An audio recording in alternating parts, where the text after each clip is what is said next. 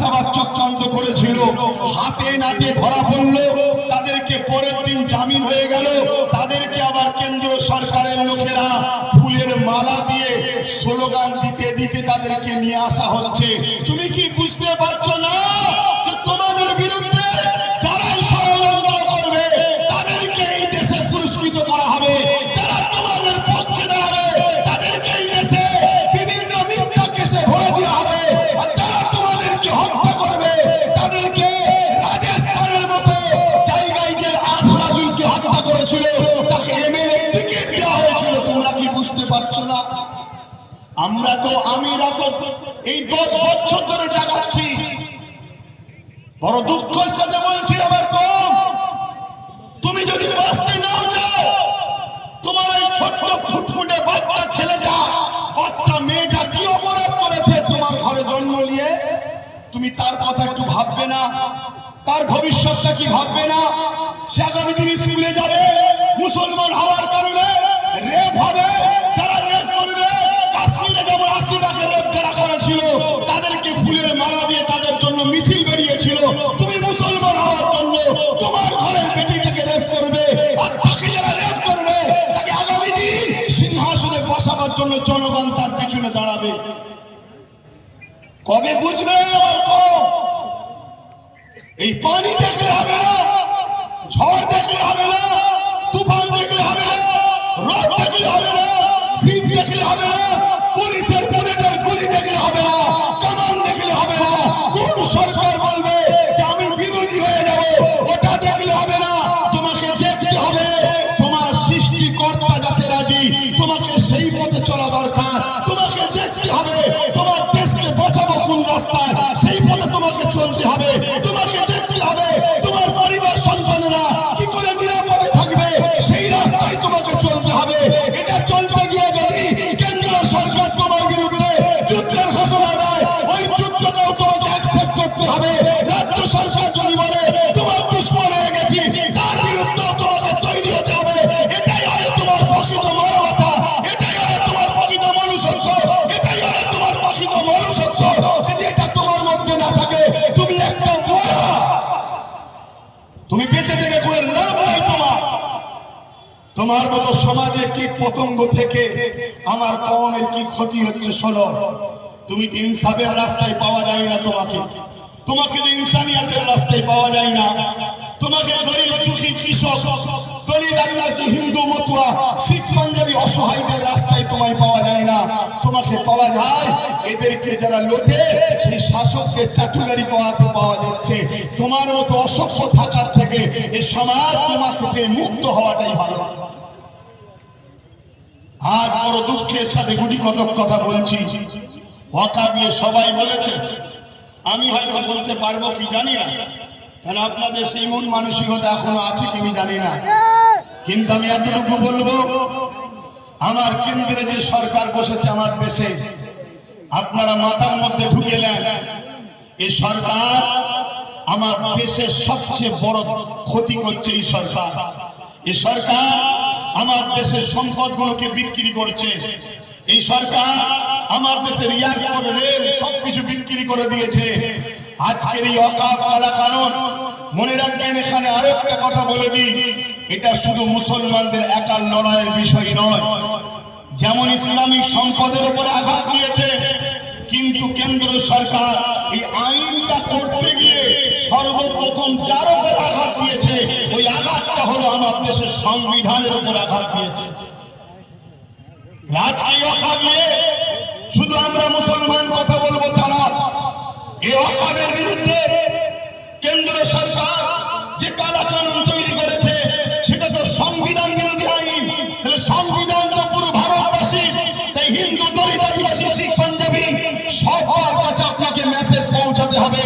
আপনাকে দায়িত্ব নিতে হবে, বাড়ি বাড়ি প্রতিবেশী সবাইকে বুঝাতে হবে যে কেন্দ্র সরকার আমার সংবিধানের অনুচ্ছেদের বিরুদ্ধে গিয়ে, সংবিধানের ধারার বিরুদ্ধে গিয়ে আমাদের ওয়াকফ কালা কানুন তৈরি করেছে।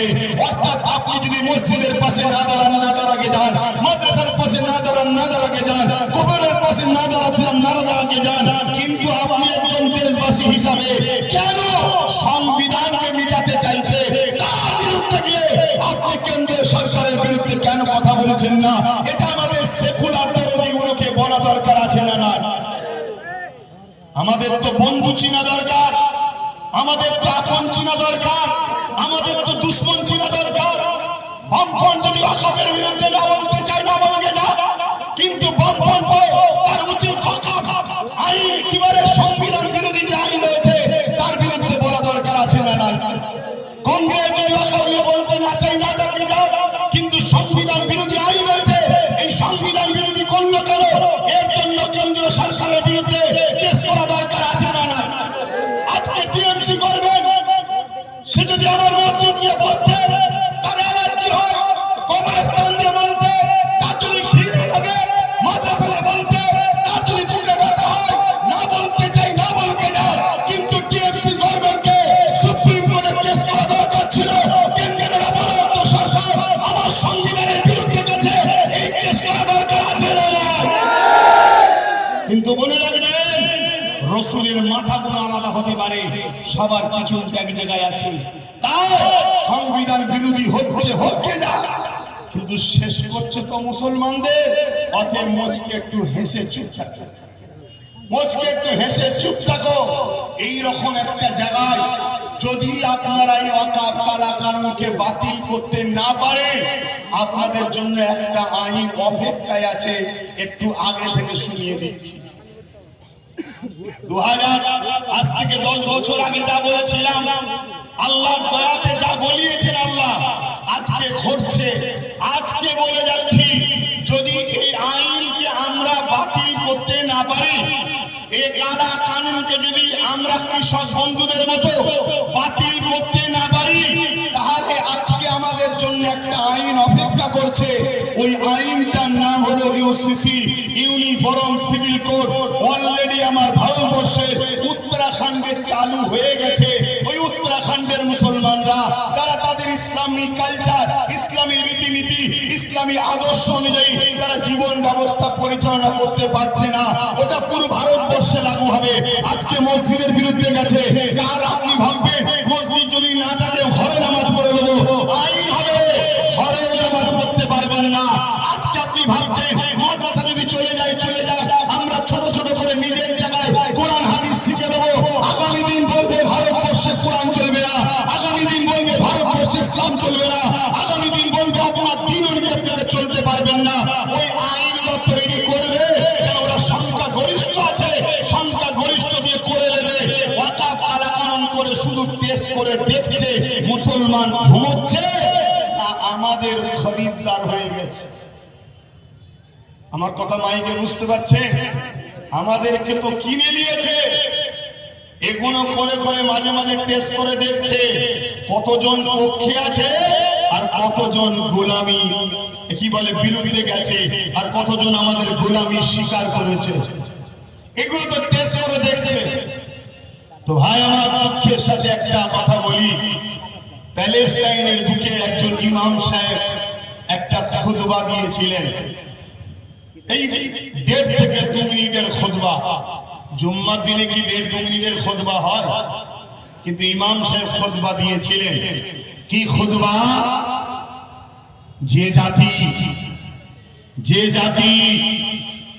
40,000 নিজেদের বাচ্চার মৃত্যু দেখে, যে জাতি 80-90 হাজার মুসলমানের ক্ষতিগ্রস্ত ইনজোর দেখে, যে জাতি 20 লক্ষ মুসলমানের ঘর ছাড়া দেখে আজও পরিবর্তন হলো না, ওই জাতিকে আমি ইমাম খুতবা দিয়ে পরিবর্তন করতে পারবো না বলে নামাজ শুরু করেছিল। আজকে আমিও বলছি, এই জাতিকে, এই সমাজকে আমার মতো আব্বাস সিদ্দিকী বুঝাতে আর পারবে কি জানি না। কেননা এই জাতি দৈনন্দিন জীবনে রোজ দেখছে আমাদের উপরে হত্যা হচ্ছে, খুন হচ্ছে, জুলুম হচ্ছে, আমাদের অসাধ চলে যাচ্ছে, আমাদের কবরস্থান সবকিছু চলে যাচ্ছে। যদি এ জাতি এখনো পরিবর্তন না হয়, এ জাতিকে বুঝানো মনে হয়, বক্তব্য দিয়ে পরিবর্তন করা মনে হয় আর সম্ভব হচ্ছে না।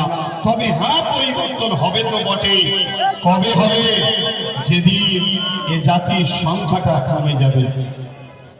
ইতিহাস বলছে যতদিন আমাদের মধ্যে সংখ্যা গরিষ্ঠতা ছিল, আমরা সংখ্যা অনেক ছিলাম, আমাদের মধ্যে হাজারো দলে বিভক্ত হয়ে গেছি। আমরা এই হাজারো দলে বিভক্ত হয়ে যে এক একজন এক এক দিকে আমাদেরকে টেনে নিয়ে যাচ্ছে। তাই আমরা ইচ্ছা থাকলেও উপায় আমাদের নাই। তাই আমি কথা সংক্ষেপ করছি, কেন আবার পানি আসছে।